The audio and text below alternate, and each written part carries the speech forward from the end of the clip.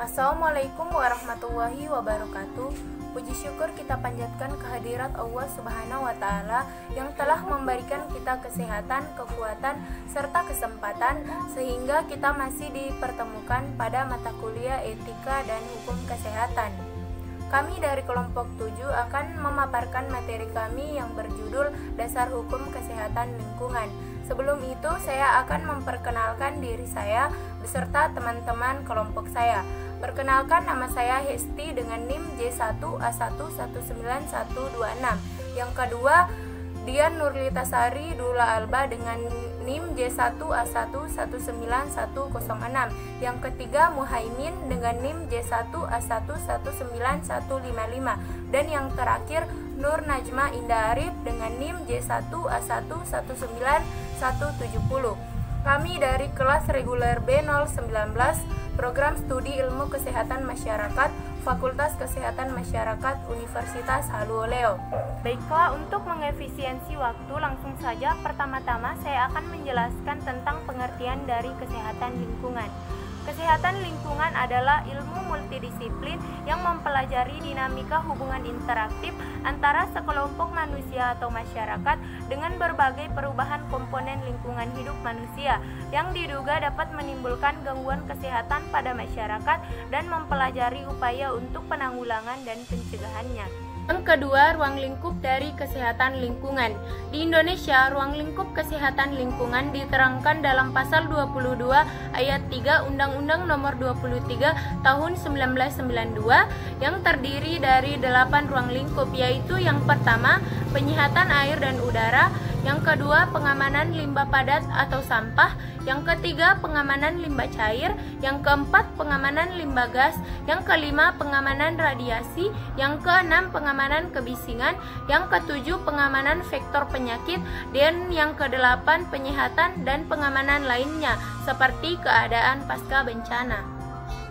Saya atas nama Muhaimin NIM J1A1191155. Di sini saya akan memaparkan materi tentang kesehatan lingkungan. Kesehatan lingkungan memiliki beberapa pengertian. Yang pertama, kesehatan lingkungan merupakan ilmu multidisiplin yang mempelajari dinamika hubungan interaktif antara sekelompok manusia atau masyarakat dengan berbagai perubahan komponen lingkungan hidup manusia yang diduga dapat menimbulkan gangguan kesehatan pada masyarakat dan mempelajari upaya untuk penanggulangan dan pencegahannya. Yang kedua, kesehatan lingkungan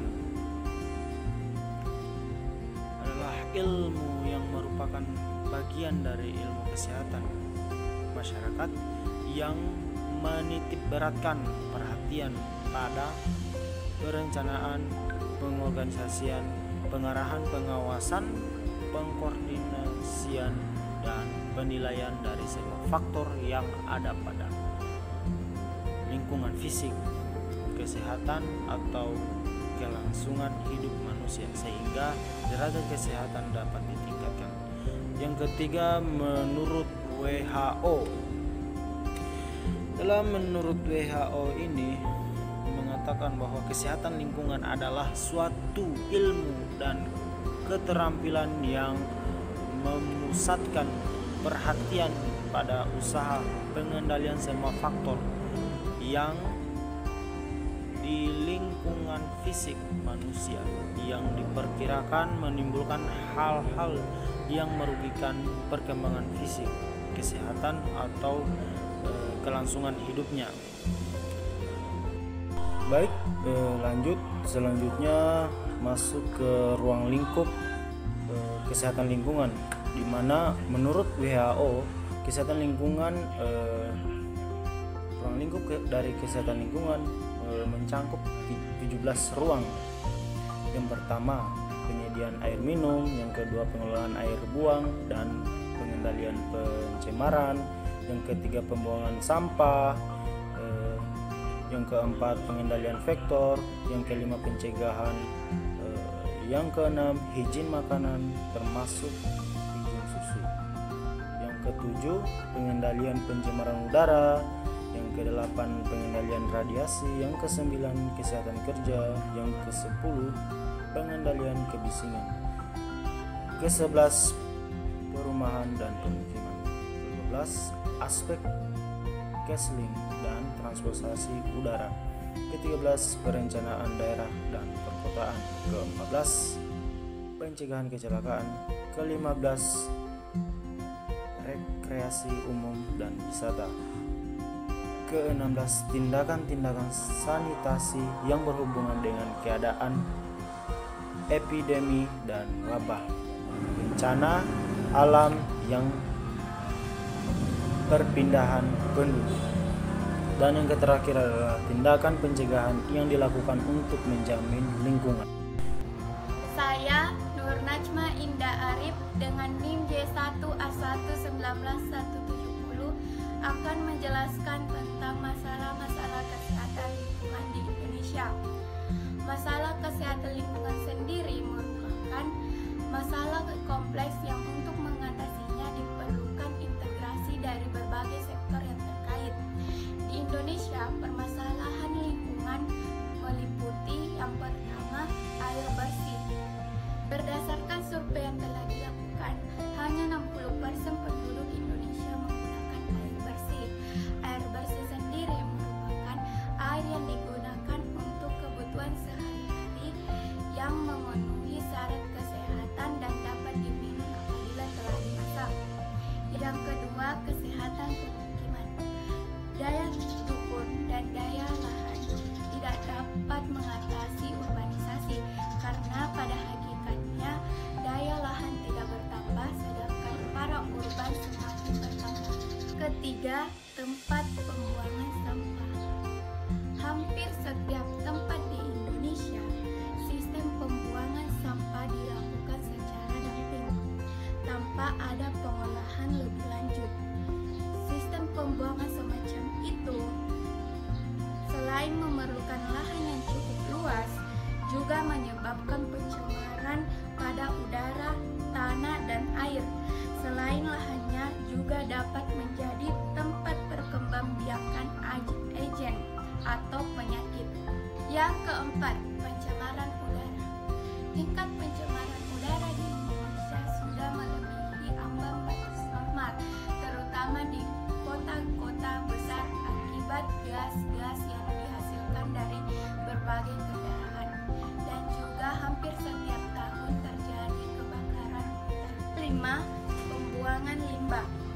Limbah cair yang dihasilkan oleh rumah tangga atau industri dan sejenisnya bercampur menjadi satu dan biasanya dibuang atau dialirkan ke badan sungai dan mengalir ke hilir sampai tidak ramah lingkungan.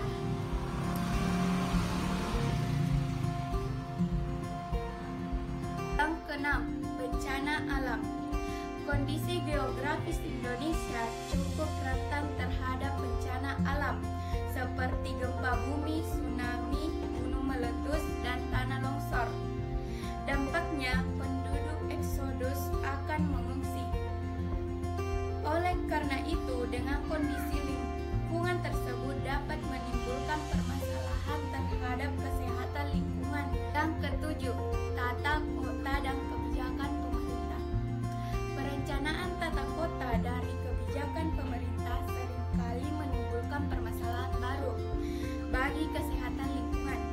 Misalnya pemberian izin tempat pemukiman, gedung, atau tempat industri baru tanpa didahului dengan studi kelayakan yang berwawasan lingkungan. Hal ini dapat menyebabkan terjadinya banjir, pencemaran udara, air, tanah, serta masalah sosial lainnya.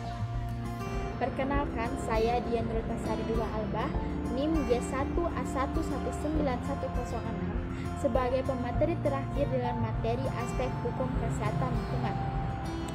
Menurut konsep Bloom 1974, derajat kesehatan masyarakat dipengaruhi oleh 4 faktor utama, yaitu lingkungan, perilaku, pelayanan kesehatan, dan keturunan atau herediter. Lingkungan sebagai faktor yang paling besar pengaruhnya terhadap kesehatan, baik lingkungan fisik maupun lingkungan non-fisik. Terkait dengan kesehatan lingkungan, ada beberapa peraturan perundang-undangan yang mengatur mengenai masalah lingkungan terkait dengan kesehatan. Antara lain, 1. Undang-Undang Nomor 11 Tahun 1962. Sebelum istilah kesehatan lingkungan digunakan pada saat ini, dalam undang-undang ini telah mengenal istilah hygiene. Dalam undang-undang ini, hygiene adalah segala upaya untuk memelihara dan mempertinggi derajat kesehatan. Dalam undang-undang ini pula telah mengatur secara khusus untuk usaha-usaha bagian umum yang meliputi antara lain hygiene air, hygiene susu, makanan dan minuman untuk dikonsumsi, hygiene perusahaan-perusahaan dan lingkungannya, hygiene bangunan-bangunan umum, hygiene tempat pemandian umum, dan hygiene alat-alat angkutan umum. 2. Undang-Undang Nomor 2 Tahun 1966. Dalam undang-undang ini, istilah hygiene digunakan untuk mencakup seluruh usaha manusia maupun masyarakat yang diperlukan guna mempertahankan dan mengembangkan kesejahteraan di dalam lingkungan yang bersifat badan dan jiwa maupun sosial. Ketentuan-ketentuan dalam usaha di bidang hygiene dan pelaksanaannya antara lain, masyarakat harus sadar dan mengerti mengenai pentingnya kesehatan, baik kesehatan pribadi maupun kesehatan masyarakat, dan pemerintah pula harus menyediakan pelayanan di bidang kesehatan bagi masyarakat. 3. Undang-Undang Nomor 4 Tahun 1982 tentang pokok-pokok pengelolaan lingkungan hidup. Dalam undang-undang ini, kesehatan lingkungan adalah segala suatu kondisi lingkungan yang mampu menopang keseimbangan ekologis yang bersifat dinamis antara manusia dan lingkungannya untuk mendukung tercapainya kualitas hidup manusia yang sehat, sejahtera, dan bahagia. 4. Undang-Undang Kesehatan Nomor 23 Tahun 1992. Undang-undang kesehatan ini berupaya untuk menghimpun ketentuan-ketentuan hukum yang berkaitan yang terkait dengan pelayanan kesehatan menjadi satu, sehingga dengan demikian tidak tersebar di beberapa undang-undang seperti sebelumnya. Kesehatan lingkungan dalam undang-undang ini termasuk dalam bab mengenai upaya kesehatan. Pada pasal 22 menyebutkan tentang kesehatan lingkungan antara lain, kesehatan lingkungan dilaksanakan terhadap tempat umum, lingkungan permukiman, lingkungan kerja, lingkungan umum, dan lingkungan lainnya. Kesehatan lingkungan meliputi penyehatan air dan udara, pengamanan limbah padat, limbah cair, dan limbah gas, radiasi dan kebisingan, pengendalian faktor penyakit, dan penyehatan atau pengamanan lainnya. Setiap tempat atau sarana pelayanan umum wajib memelihara dan meningkatkan lingkungan yang sehat sesuai dengan standar pelayanan. 5. Undang-Undang Nomor 36 Tahun 2009. Tidak seperti pada Undang-Undang Kesehatan sebelumnya yang memasukkan kesehatan pada bab upaya kesehatan. Pada undang-undang ini memasukkan kesehatan lingkungan pada bab tersendiri. Pada pasal 163 ayat 3 disebutkan bahwa lingkungan kesehatan adalah lingkungan yang terbebas dari unsur-unsur yang dapat menimbulkan gangguan kesehatan, antara lain limbah cair, limbah padat, limbah gas, sampah yang tidak diproses sesuai dengan persyaratan yang telah ditetapkan oleh pemerintah, binatang pembawa penyakit, zat kimia yang berbahaya, kebisingan yang melebihi ambang batas, radiasi sinar pengion dan non-pengion, air yang tercemar, udara yang tercemar, dan makanan yang terkontaminasi.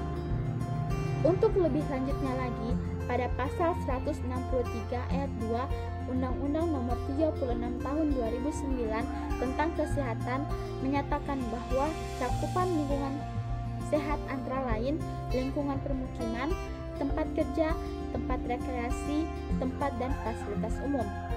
Adapun ketentuan mengenai standar baku mutu kesehatan lingkungan dan proses pengelolaan limbah sebagaimana yang dimaksud pada ayat 2 dan ayat 3 ditetapkan dengan peraturan pemerintah. Sekian dan terima kasih. Itulah Itulah tadi pemaparan hasil diskusi kami. Semoga bermanfaat bagi kita semua. Lebih dan kurangnya mohon dimaafkan dengan ucapan wabillahi taufiq wal hidayah. Wassalamualaikum warahmatullahi wabarakatuh.